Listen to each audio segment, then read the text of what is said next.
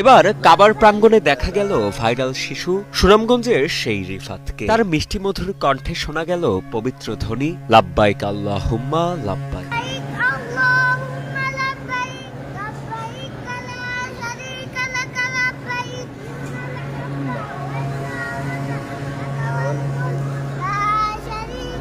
গত ৫ ডিসেম্বর পবিত্র ওমরাহ পালনে হজে যান সামাজিক যোগাযোগ মাধ্যমে পাঙ্গাসকে জাতীয় মাছ বলে ভাইরাল হওয়া সুনামগঞ্জের ছোট্ট রিফাত। হজযাত্রায় তার সাথে আছেন শিক্ষক কারি আব্দুল কুদ্দুস সহ মোট ৬ জন।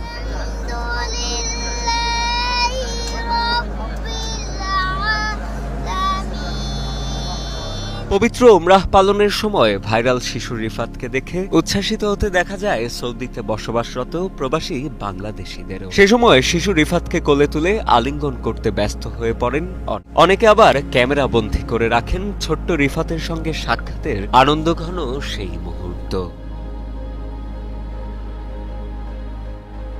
উল্লেখ্য, পাঙ্গাসকে জাতীয় মাছ বলে সামাজিক যোগাযোগ মাধ্যমে ভাইরাল হয় সুনামগঞ্জের শিশু রিফাত। আচ্ছা, বাংলাদেশের জাতীয় মাছের নাম কি?